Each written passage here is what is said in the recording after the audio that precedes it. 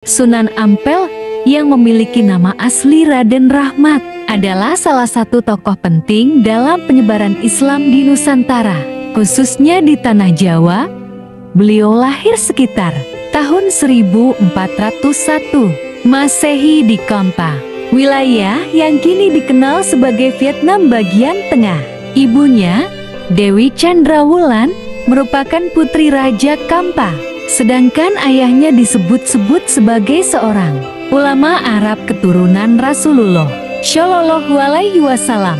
Menurut catatan dalam Babat Tanah Jawi dan Serat Kanda, pada usia muda, Raden Rahmat mendapatkan pendidikan agama Islam secara mendalam. Banyak sumber menyebutkan bahwa beliau menuntut ilmu di tanah Arab, khususnya di Mekah dan Madinah, sebelum kembali ke Kampa. Setelah cukup ilmu dan pengalaman, beliau berlayar menuju Jawa, mengikuti jejak kakeknya yang lebih dulu berdakwah di Nusantara. Saat menginjakkan kaki di Majapahit, Raden Rahmat disambut oleh keluarga kerajaan. Bahkan menurut Babat Tanah Jawi, Raja Majapahit saat itu mengakui kebijaksanaan dan keilmuannya. Tak heran bila kemudian Raden Rahmat dinikahkan dengan seorang putri Majapahit, yaitu Dewi Kondrawati. Dari pernikahan ini, beliau semakin memiliki posisi kuat untuk berdakwah di lingkungan masyarakat Jawa yang saat itu mayoritas beragama Hindu-Buddha. Sunan Ampel dikenal sebagai sosok yang cerdas dalam strategi dakwah. Beliau memahami bahwa perubahan besar tidak bisa dilakukan dengan kekerasan.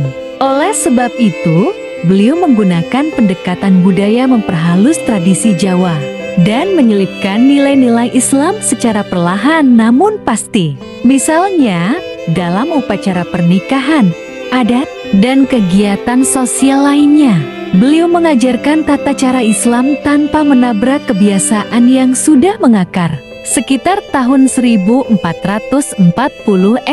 Sunan Ampel mendirikan pesantren Ampel Denta di daerah Surabaya. Pesantren ini menjadi pusat pendidikan Islam pertama di tanah Jawa.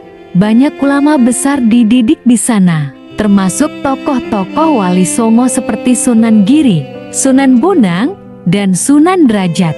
Metode pendidikan di pesantren Ampel menekankan akhlak, tauhid, fikih, dan metode dakwah yang santun. Salah satu murid yang paling terkenal dari Sunan Ampel adalah Raden Patah, yang kelak mendirikan Kesultanan Demak, kerajaan Islam pertama di Jawa. Sunan Ampel mendukung dan menjadi penasihat utama Raden Patah dalam mendirikan kerajaan ini, yang nantinya menjadi pusat penyebaran Islam di seluruh Nusantara.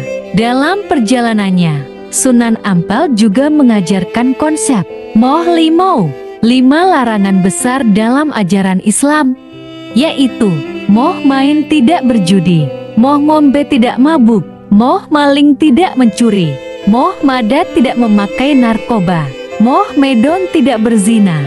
Konsep ini sangat efektif karena menggunakan bahasa lokal yang mudah dipahami masyarakat. Sunan Ampel adalah pemimpin spiritual yang mampu menyatukan banyak elemen masyarakat. Semoga kisah ini menambah kecintaan kita pada para wali Allah Subhanahu wa Ta'ala.